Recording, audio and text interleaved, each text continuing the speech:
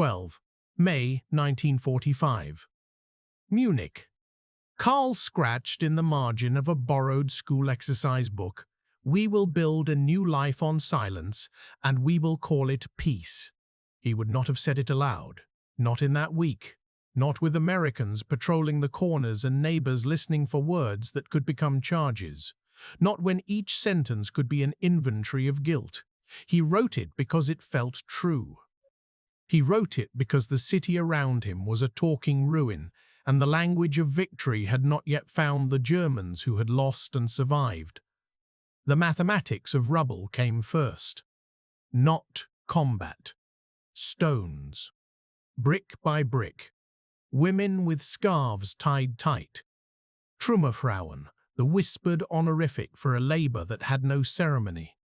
They lifted, sorted, stacked. They turned gutters to channels for dust. They carted waste on sledges because no engines ran and no petrol was to be found. Munich was scarred. Allied photographs from late April showed blocks of scorched facades and entire streets without roofs. Civil administration had collapsed when the flags disappeared from the columns. Yet dishes had to be washed in water fetched 2 streets away, and dead electrics had to give way to candles robbed from churches. Karl was 24. He had been a clerk in a municipal building office, the kind of desk that stamped plans and filed letters in 1942. Too young to be in the trenches at the start, lucky to be kept from the last draft, unlucky to be counted in the arithmetic of debris. On the evening of 30 April 1945, American troops entered the city. The next morning, curfew notices went up. 9 p.m. every night. German civilians shuttled indoors to wait for the patrols to pass. 4 weeks later, the city's military government published a routine. Orders pinned on boards. No weapons. No Nazi insignia. No gatherings. Show up when summoned. In the new language of occupation reports, Munich began to live under headings and bulletins. A May 1945 Allied intelligence summary noted, "General population demonstrates a mixture of dejection and relief. Food remains the primary concern." That sentence reduced what people cried about into a policy triage. The fear of retribution ran through markets and stairwells. In the East, the Red Army's advance had burned into civilians' memory. In Bavaria, the fear turned into caution. Old party badges disappeared into cloth bags under floorboards. Certificates were hidden. Karl's father, who had once collected uniform buttons and sang too loudly, took his portrait of a leader down in February and burned it in March. The smoke stayed in the curtains for weeks. The first lists were not of dead. They were of missing. The searching began. The German Red Cross put up boards where names could be pinned. A returning soldier looking for a wife looking for a husband, aunties searching for sons, a boy writing Johanna M., hair brown, last seen Rosenstrasse, 12. There were typed cards and scrawled notes and photographs with corners blistered from heat. In the Bundesarchiv years later, there would be boxes labeled Such Dienst, 1945, 1949, full of brittle paper, hopeful penmanship. In June, Karl bicycled to the Hauptbahnhof to read the boards. His older brother had not written since Christmas 1944. In an adjacent hall, a group of women stood silently in front of a black-and-white set of prints that a U.S. officer had tacked up. Bodies, pits, striped clothing. A sign in English and German, "You will look at what was done." A compulsory viewing noted in the military government's 14 June report. Local population required to visit the Dachau concentration camp. Some looked. Some did not. Some went home and did not speak of it. The mathematics of food was a ledger of hunger. It did not care for slogans or uniforms, only calories. In summer 1945, the official ration in many cities in the American zone fell to 1,000 calories a day. In the winter to come, the number would sometimes slip below that. The hunger winter of 1946–47 etched itself into bones and ledgers. There were ration cards, colored and stamped, with columns to be torn away and corners clipped. Adults with forked stub pencils practicing a new arithmetic, bread at 200 grams, margarine at 20, the rare egg. Children weighed at school clinics and measured against charts from an old book that had assumed prosperity. A city health office report from January 1947 used a formula to calculate average weight loss by district. Population mean down 7.3 kg since December 1945. Cigarettes became money. American cigarettes, Lucky Strike, Chesterfield, Camel. They were light, they were durable, they were coveted across borders and languages. With them, one could buy potatoes, meat, leather soles, rusted bicycle chains. In Munich, the black market stretched from the corners near the Sendlinger Tor to improvised stalls along the Isar. There is an Allied photograph of a woman with a basket, a bundle of stockings, an exchange with a man in a uniform jacket with no insignia. Everyone knew, everyone learned. The mathematics of the black market was the mathematics of shame and survival. A cigarette could become 2 onions. 10 cigarettes could become a pair of boots. 100 might become a radio that played even when the power flickered.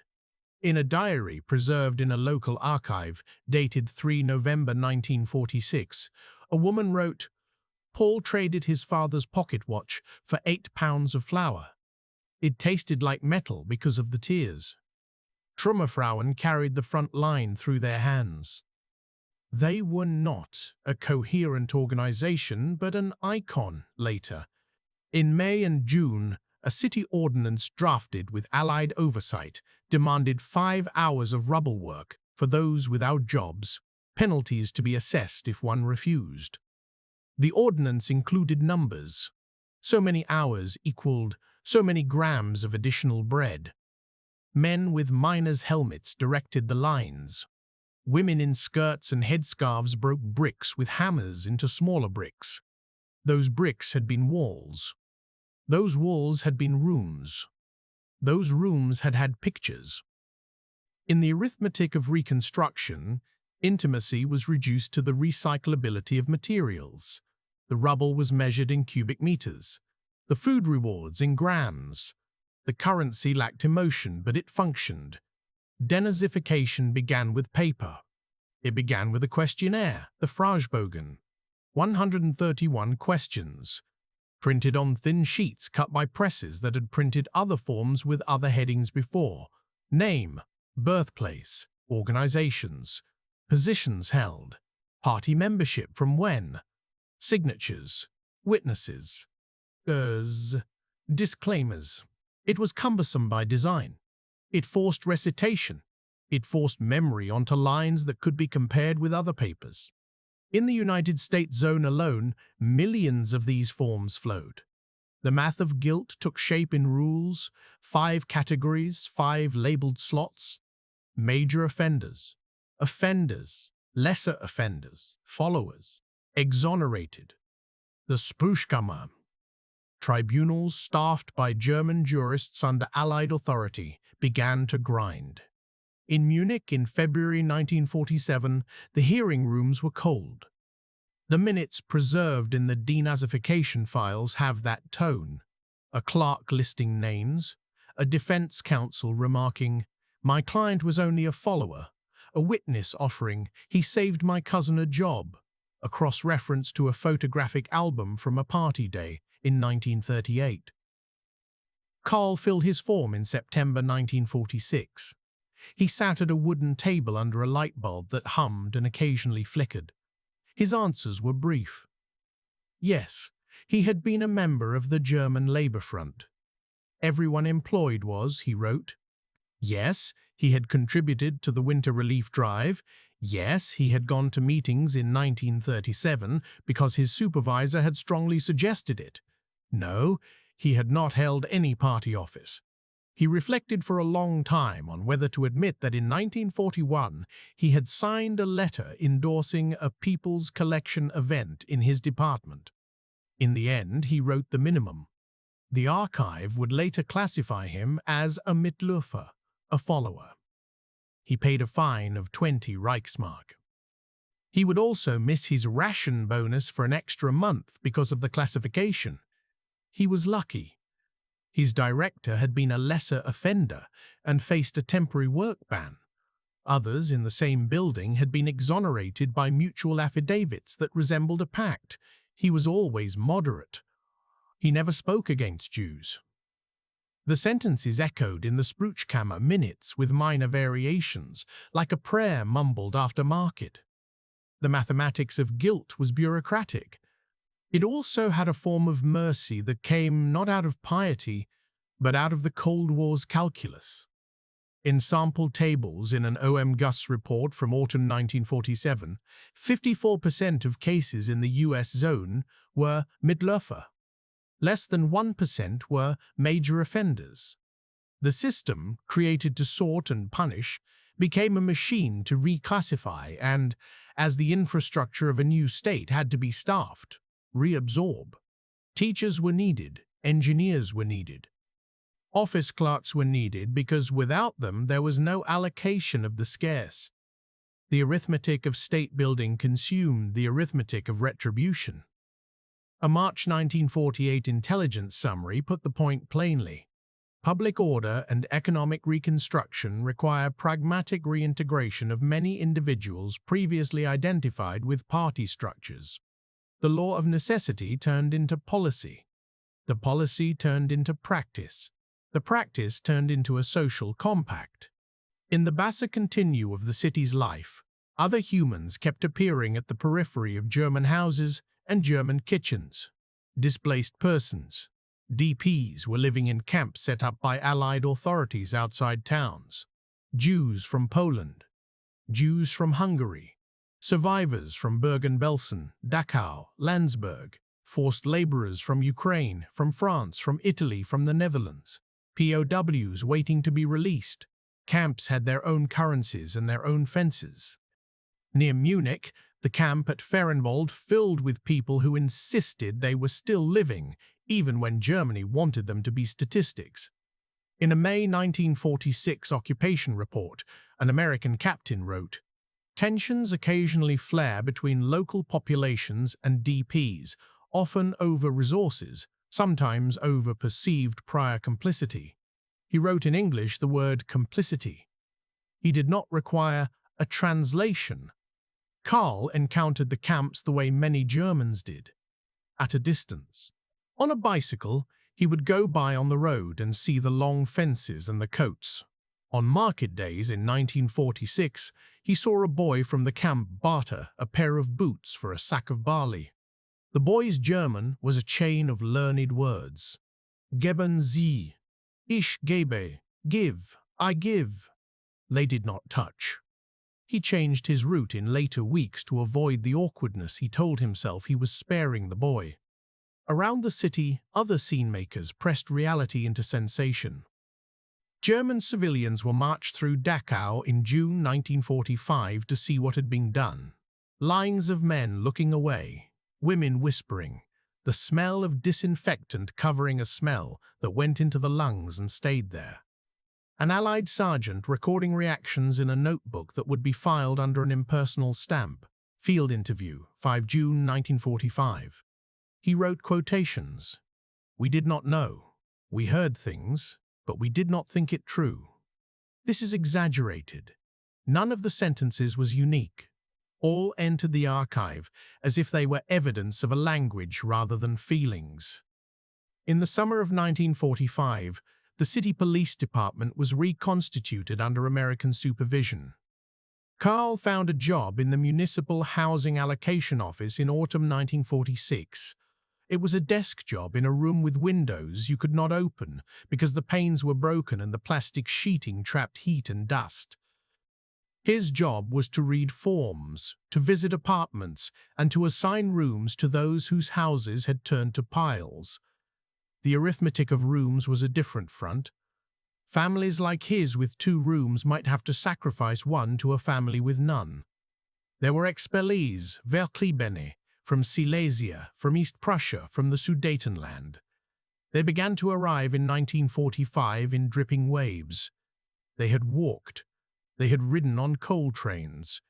They had carried children and bags made of blankets. They arrived hungry and angry, with certificates from magistrates in places whose names were already being repainted on maps. They spoke German.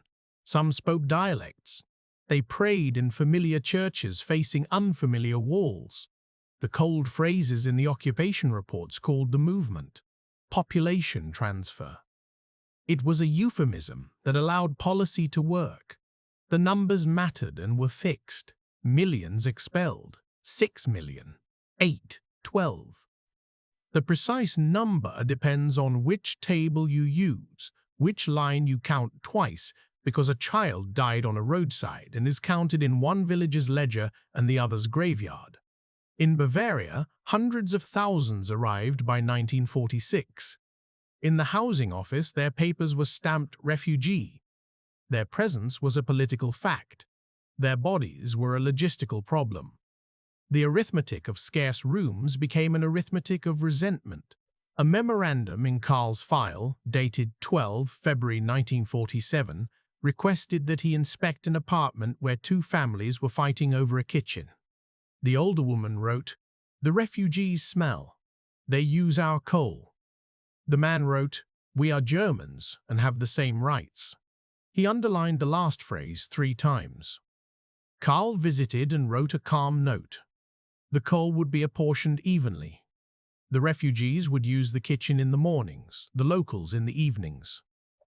He added a line that he would later trace back to his notebook and erase. "All of us live in the arithmetic of shortage." Some of the expelled brought stories of atrocities done by others. They had lost men to partisans. They had been forced to walk without coats in winter. Their emotion hardened into politics. In later years, there would be a day of homeland, a banner, assurances that their lost property would be compensated under the Long Burden Equalization Act of 1952. In 1946, there were only voices. "They took my ducks. They broke my husband's ribs." The Czech policeman laughed. The Russians did not leave any food. The sentences pooled into a civic memory that was, for that August, more present than the memory of November 1938. The city built spaces for these narratives. There were committee meetings and pamphlets. There were petitions. There were whispers about how the past and the present could be gently arranged so that the suffering in the teller's mouth matched the suffering most listeners were willing to hear. Denazification moved forward in the same city rooms. Questionnaires, hearings, appeals, category shifts. Archivists would later spend careers reading the dry dust of what a community did to describe its effort to purge itself. There is a file for A.M., Inspector's Assistant B, 1910, who had typed names onto lists. There are affidavits from 2 co-workers insisting he tried always to avoid naming those who might be compromised. There is a counter-affidavit from a neighbor stating he had a portrait of the leader on his wall until the last week of April. There is a note, exonerated, 1948. There is another for H.K., schoolteacher, B, 1902, suspended for 2 years and later reinstated, teaching civics from a new book that did not mention names of neighbors or numbers at camps. The system's bias towards stability showed in the statistics.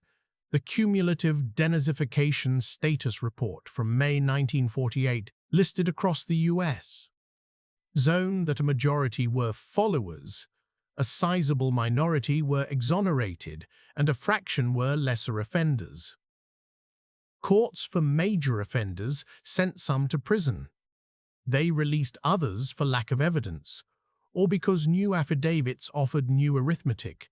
2 positives over 1 negative yields a mitigated sum. Jobs mattered.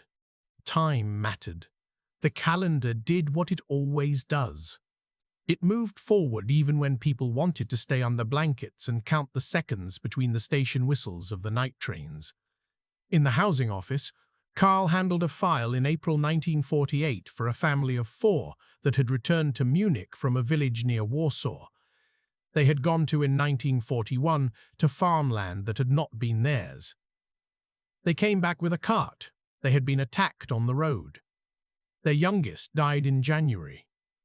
They handed over their paper, a soldier's demobilization certificate, a note from a priest, and a letter from a distant relative in Schwabing affirming that they were good people who kept clean. The file was marked urgent. The city had no rooms. Carl wrote in the margin, 1 bed allocated, kitchen shared. It was never enough.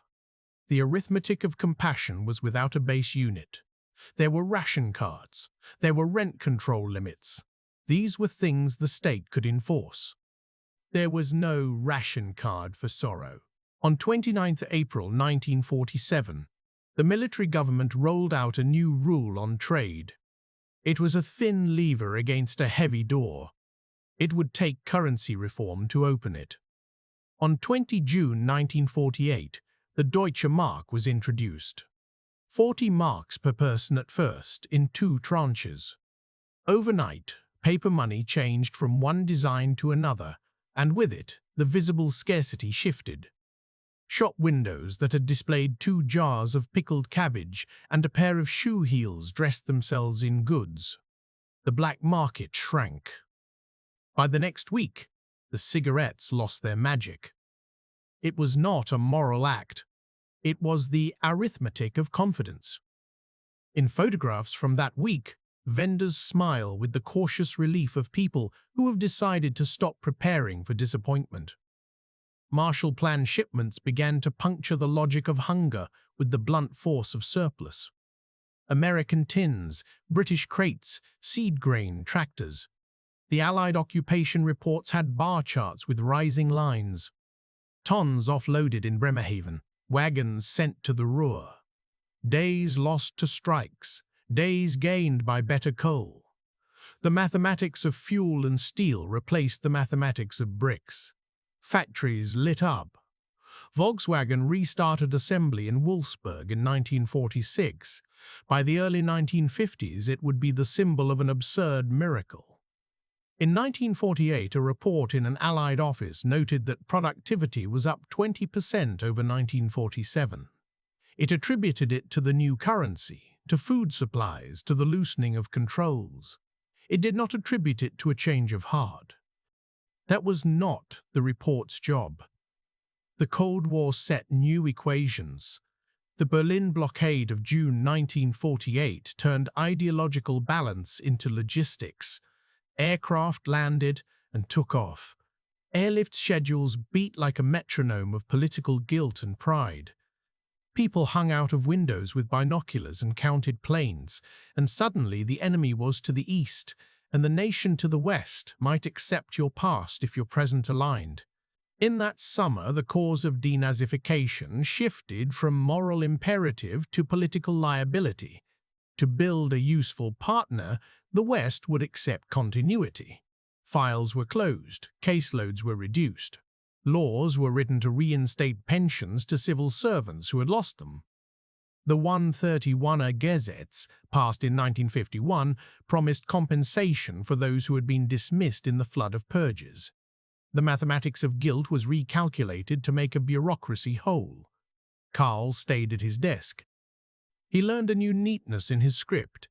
He dated files precisely. He answered letters gently. He found, to his astonishment, that he liked some of his work. He liked the clarity of a ledger joined to the witness of a visit. He liked being able to tell a woman with 2 children that she would no longer have to share a bed with the boarder who frightened her. He liked that when a man tried to hide a spare room, the city could find it. He liked the feeling that order might be better than terror. He disliked the letters that arrived in 1950 demanding that the housing office respect the claims of certain men to the apartments they had occupied before 1945, because they had been good servants then and had documents to prove it. He wrote replies that quoted the new law without comment. Prior service in public office under the previous regime does not guarantee priority. He learned the art of being neutral in sentences that had moral edges. Public memory took on a functional shape. On November days in the early 1950s, wreaths appeared at statues of soldiers that had no names of villages attached to them anymore, only the years: 1914, 1918, 1939, 1945. In churches, sermons were preached about suffering. The origin of the suffering was described as a storm, not a policy. Schoolbooks grew thicker with grammar and thinner with specifics of complicity. They taught young bodies to conjugate verbs and avoid questions. In Carl's son's fourth-grade history text from 1956, the passage on the dictatorship was 6 pages long. 2 pictures, 1 use of the word Jew, 15 uses of German. In the essays then assigned, the topic, What My Family Did in the War, was meant to produce a paragraph about grandfather's potatoes, mother's sewing. The children wrote about bombings. They wrote about scarcity. They wrote about the long nights in cellars. None of them knew how to write about what none of them had seen and none of them had been told. The DP camps shrank. People left. Some went to Palestine, then to Israel. Some went to the United States. Some stayed. Some returned to towns in Eastern Europe only to be greeted with stones. In the files of the city registrar were applications from foreigners seeking to marry. Karl processed one in 1949 for a Hungarian Jewish woman and a German man who had been a prisoner of war in France. The registry clerk wrote a note about whether the law permitted it. He cited paragraphs. He asked for additional papers. The couple delivered them. The marriage went ahead. The certificate was numbered and filed. This, too, was part of the arithmetic of peace. It was not part of a narrative that the newspapers wanted. The newspapers wanted pictures of new bridges. There were visits by Allied officers to his office that had a chastening grace. They asked polite questions. They held lists. They asked whether the limits on rehousing applied to everyone. On a morning in March 1947, an American major, thin with a tobacco-stained finger, asked about the rumors that certain ex-party functionaries were back in their chairs. The office director, lost in books, recited the figures. Yes, some had been reinstated. Yes, they were necessary. No, they did not make policy. Karl watched. He kept quiet. Later, over stew that had to be thickened with stale bread, he wrote in his notebook, "We have new bosses and old habits. It is simpler to hate than to ask why. It is simplest to comply." The political system grew into the space that the occupation had cleared. In 1949, the Federal Republic was declared, a kingless country. A country with a basic law that was meant to be temporary but would become a constitution in all but name. The Allied presence persisted. The city hung Allied flags on some days and German flags on others.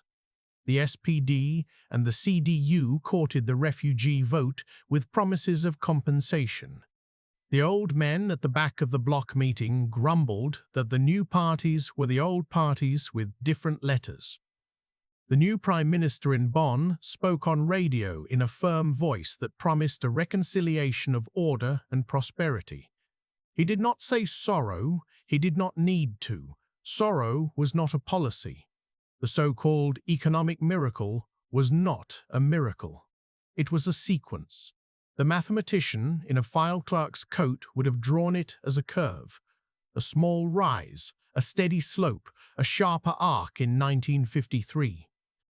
Coal increased, steel thickened, machinery turned. Marshall Plan goods were reduced, then ended. Exports grew. The Ruhr worked. The ports took heavy loads. The trains made schedules. The word used for those years in pamphlets came to be Wirtschaftswunder. It produced refrigerators and small cars and synthetic detergents. It produced advertising that promised clean shirts and clean consciences. The simple math of breakfast improved. In a 1954 health survey, the average caloric intake had recovered to pre-war levels. Children were measured again in schools and found taller than the charts. The black market faded. Cigarettes returned to mouths as indulgence rather than lifesaver. The money smelled less of smoke and more of ink. Karl moved from housing allocation to city planning in 1955. He was given blueprints to copy. He learned the logic of new roads. He learned the names of neighborhoods that had ceased to exist and would be reinvented, if not as community then as real estate. He sat in drafting rooms while engineers explained to him why a traffic circle could solve the flow of cars, like a formula solves a system of equations. He accepted the argument. In the evenings, he came home to a flat he had not seeded and cooked onions in butter. He had learned, now, that butter was not an indulgence but an arithmetic solved. He would think, when he washed his pans, about whether the pans were clean. He would think, when he looked out the window, about whether the facade was honest. One evening in 1952, he attended a memorial lecture at the university about the Stuttgart Declaration of Guilt. It was a document from 1945 in which Protestant church leaders had acknowledged that they had not done enough for the victims. The lecture was attended by fewer people than the CinemaScope film next door. The speaker used complicated sentences to say something simple, that to remember was to be human. A man stood in the back and said, "We have suffered too." The speaker nodded. Karl walked home thinking about how the grammar of guilt was as hard to learn as Greek. It had cases. It had moods. The subjunctive was this: it might have been different. The imperative was this: it must be different now. There were years when the past intruded in blunt forms. In 1952, men returned from Soviet prison camps, gaunt. The newspapers ran photo spreads. Rapture met the trains at stations. Heimkehr der Kriegsgefangenen. The homecoming of the prisoners of war was written as a redemption narrative. It provided closure to some. It provided a screen for others. The politics of their return made it easier to complain about the East. It made it harder to talk about the West's complicity. In 1955, the Federal Republic joined NATO. The enemy sharpened. A new army was raised. There were debates about whether old officers could lead it. They did. This, too, was part of the mathematics of the Cold War, which prized continuity over cleansing, stability over sterilization. In his office, Karl processed invitations for public comment on new war memorials. He read proposals. In one, the inscription read, "To the victims of war and tyranny." It was a phrase that did the work of an algebraic variable. It could stand for many numbers. It could absorb the values of grief from different households. It could subtract the particular and add the general. The memorial was built. People left flowers. A teenage boy climbed on the pedestal and was shouted down by a man who had lost 2 fingers in 1943. Files, too, were a front line. In 1953, as part of the restitution procedures under the federal compensation law, the city processed claims for property taken from Jews and others persecuted by the regime. The forms were detailed, both banal and horrific. White enamel bread box with blue trim. 18 silver spoons. Shop fixtures for haberdashery. Compensation for loss of health. Karl did not work in the restitution office, but he knew a woman who did. She was precise. She came home with headaches. She said in an oral history taped by a graduate student in the 1970s that the hardest part was reading the lists of the names of children. She did not say those words in 1953. In that year, she filed, stamped, wrote, and went home to her own child. Bureaucracy kept a ledger of pain. It also processed it in a way that let people survive. Moments of contact with victims punctuated the tranquilizing routine. In 1956, an exhibition titled KZ Dachau opened in a space near the camp grounds curated by survivors. The city provided support grudgingly. The Catholic Church had a role. The posters were stark. The photographs were not as explicit as the ones put up by U.S. Dark officers in June 1945, but they were devastating. Carl went one afternoon. He read captions. He saw a snapshot of a fence. He thought of his bicycle rides and the boy in a coat asking for onions. He stood next to a man who whispered to his wife, "We had no idea." He did not speak. The multiplication of silence by comfort produced a product those years were proud of, a democracy that functioned and prospered. Adenauer's governments dominated. The Social Democrats argued. The Communists were banned in 1956. Television arrived. In 1961, a wall went up in Berlin. The West retreated into clarity. Munich's city offices reorganized for efficiency. Housing got better. A new estate was built to house the families of people who worked in the factories that made the cars that carried people to cafes, that served pastries that were advertised on television during a detective show where the villain was never a neighbor, always a stranger. Yet, the arithmetic of unasked questions did not disappear. It became a chalkboard smudged with erasures. In 1963, the Auschwitz trials began in Frankfurt. They were a conjunction of law and memory. For months, the newspapers carried reports and quotes. Men stood in the dock. Witnesses spoke. Some sentences were transliterated and became part of the civic language. We did not understand the scale. I only drove the train.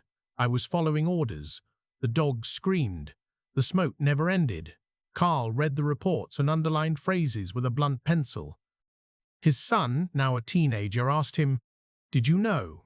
He said, "We heard things." He said, "It was dangerous to ask." He said, "It is not a matter for supper." He wanted to say, "We lived beside fences, and we chose the path around them." He did not speak it. He wrote in his notebook, "We will always be tempted to soften the past with the things we need to sleep. We must not." Allied occupation reports thinned and disappeared into shelves. They were replaced by Bundesarchiv circulars, ministerial directives, city ordinances. The language remained similar, a grammar of scarcity replaced by a grammar of planning. The mathematics of guilt crept into curriculum. A new generation of teachers decided to assign essays with different prompts. What did our town do on 10 November 1938? Some towns built plaques, some built housing, some did both. The 1950s schoolbook that had favored euphemisms was replaced by a 1965 edition that used names. The pendulum, slow as public morals, swung. The expulsions remained a wound. In 1960, a rally in Munich drew thousands to a square where a platform had been built. Flags waved, speeches were made, right of return, stolen homeland. Carl watched from a distance. He recognized the grammar of longing. He also saw that the day's politics used that past to negotiate with the present. The refugees had become material facts. They had wagons once. Now they had small businesses. Now they built houses. Now they sent their children to gymnasium. The Lassenausgleich helped finance the new roofs. They had stopped being a problem for the housing office and become a party's electoral base. The arithmetic of votes replaced the arithmetic of pallets and blankets. It was better for everyone that this be so, and yet something was also lost in the simple substitution of sorrow with statistics. Carl aged into the new normal. He learned to savor routines. He found a way to love his city that did not require him to lie to himself every day. He went to Sunday soccer games. He bought a small radio. He stood at windows and thought about the metronome click of money and memory. He sat with neighbors and said little when they said too much. The words that had seemed dangerous in 1945, "We will build on silence," became less dangerous to say out loud by the late 1960s.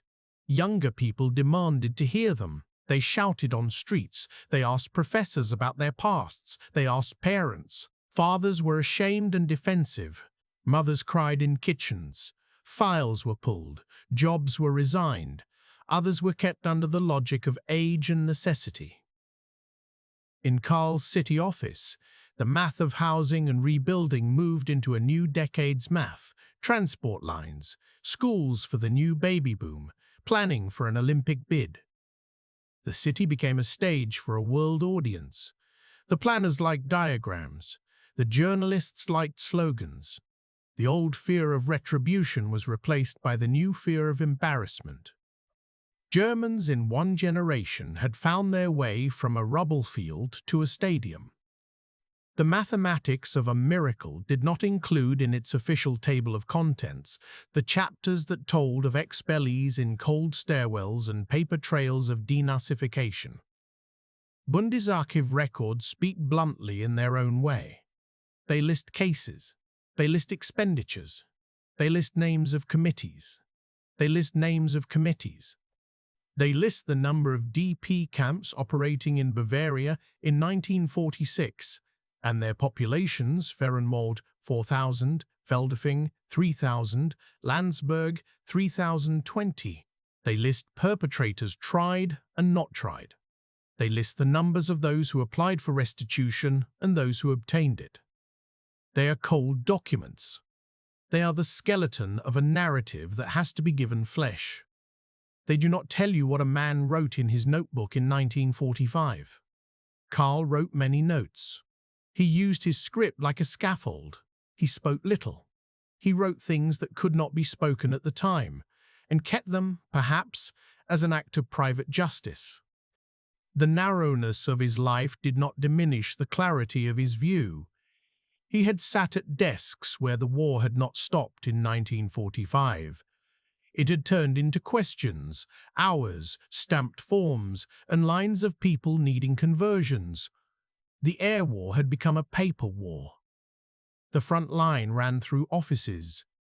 It ran across faces at counters. It ran across arguments in stairwells. It ran across the shoulders of women carrying bricks. It ran through clinics where children were measured.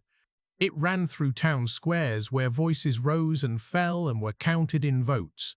What did Germany do after the last bullet? It negotiated with itself. It did it day after day without drama. It did it in queues. It did it in knock-on doors. It did it with the audacity of granting oneself a clean shirt. It did it with the honesty of some and the evasion of others.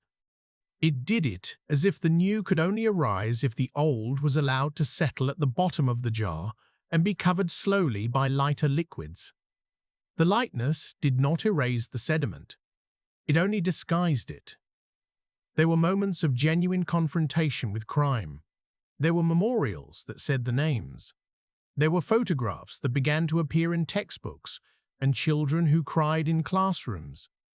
There were courtrooms where the law, imperfect and sometimes late, did something like justice. There were neighbors who, in old age, wrote letters confessing to themselves in a style nobody knew how to grade. In 1970, Carl took a notebook down from a shelf and wrote again. The page had a heading: After the War. He was 50. The city had changed. The men in American uniforms at street corners were gone. The curfew notices were museum pieces. The restaurants had menus with French phrases. The children had become adults who asked him questions. He had an answer, but it was not an answer that explained. It was an answer that described. He wrote, "We made compromises to eat, and then we kept making them to sleep. We shared rooms, and then we shared a style of forgetting. We filed papers that promised fairness, and then we filed papers that protected the useful. We were kinder than we had been sometimes. We were more cowardly than we might have been, often." He wrote in bullet sentences, short, declarative. They felt truer that way. The long sentences would come later, if at all. He could not edit a nation into goodness. He could write a small number of lines that contained how he had stood, who he had chosen not to be, whom he had failed. He wrote, "We learned the mathematics of bread and butter. We learned the arithmetic of guilt. We assigned rooms. We avoided looking into certain rooms. We accommodated expellees. We did not invite all those we had expelled into our memory. We grew rich, we bought cars, we built a clean republic, we left dirty memories unwashed." He closed the book. He put it away. He continued to show up at his desk until it was time to be assigned a bench in a park. He answered his son's questions in pieces when the son was ready to hear them. He worried, sometimes, about what would be said about him when he was gone. He was not a victim. He was not a hero. He was the point of the story, a small life in a large system, learning an ethic in the face of a moral arithmetic that could never be balanced. Late in his life, a researcher visited the city office with a letter of permission to consult old housing files. He wanted to build a picture of how accommodations had been assigned in the late 1940s. He took notes. He asked if there had been corruption. He asked if there had been favoritism. Carl said yes. He asked if there had been theft. Carl said yes. He asked if there had been theft. Carl said yes. He said, "We tried to make the equations balance." He used that word deliberately. He knew that they did not. A file exists with Carl's name on it. It is thin. It contains his Arbeitsbuch. It contains his denazification notice, Mitläufer. It contains his transfer papers to the planning office. It contains a commendation for 15 years of service. It contains the note he wrote to himself on 12 May 1945, copied out by his hand onto official letterhead many years later and tucked into the back. It contains no memoir. The memoir is this: the city stands, the people live, the past remains. On an anniversary of the day the city fell, someone gave a speech near a new building. It was cool, analytical, humane. It ended with a sentence that he recognized. The real battle after 1945 was not for land, but for memory. He could finally say it without fear. He could say the opening line out loud. And he remembered Martha, his mother, lifting bricks. He remembered the boy with the boots. He remembered the boy with the boots. He remembered the man in the hearing room saying, "Follower."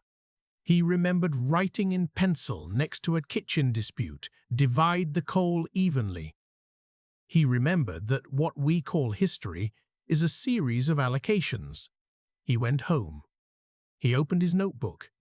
He wrote the first sentence again. Then he wrote one more. For me, after 1945, the front line ran through my desk, through my hands, through what I dared to write and what I let pass in silence.